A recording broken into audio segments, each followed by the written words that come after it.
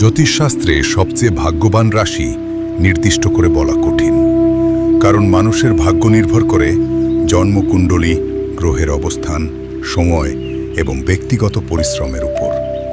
তবুও জ্যোতিষশাস্ত্রের মতে কয়েকটি রাশি স্বাভাবিকভাবেই বেশি ভাগ্যবান বলে ধরা হয়। স্যাজিটেরিয়াস অথবা ধনুরাশি। সবচেয়ে ভাগ্যবান ধনুরাশিকে সাধারণত সবচেয়ে ভাগ্যবান রাশি বলা হয়, কারণ এই রাশির অধিপতি গ্রহ হল বৃহস্পতি, যাকে ভাগ্য ও জ্ঞান ও সমৃদ্ধির গ্রহ বলা হয়। জীবনে অনেক সময় হঠাৎ ভালো সুযোগ আসে, শিক্ষা, ভ্রমণ ও ক্যারিয়ারে উন্নতির সম্ভাবনা বেশি। ভাগ্যের দিক থেকে বিদেশে যাওয়ার সুযোগ, বড় সাফল্য পাওয়ার সম্ভাবনা, কঠিন পরিস্থিতি থেকেও সহজে বেরিয়ে আসা। লিও অথবা সিংহ রাশি। সিংহ রাশি শক্তি ও নেতৃত্বের প্রতীক, কারণ এই রাশির অধিপতি হল সূর্য।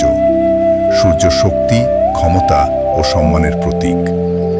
ভাগ্যের দিক থেকে সমাজে সম্মান ও জনপ্রিয়তা পায়, নেতৃত্বের মাধ্যমে বড় সাফল্য আসে, অনেক সময় জীবনে দ্রুত উন্নতি হয়।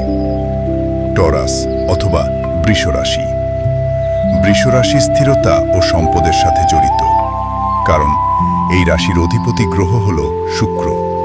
শুক্র সৌন্দর্য, বিলাসিতা ও অর্থের গ্রহ। ভাগ্যের দিক থেকে অর্থনৈতিক স্থিতি ভালো থাকে, ধীরে ধীরে কিন্তু নিশ্চিতভাবে উন্নতি হয়। জীবনে আরাম ও সুখের সম্ভাবনা বেশি।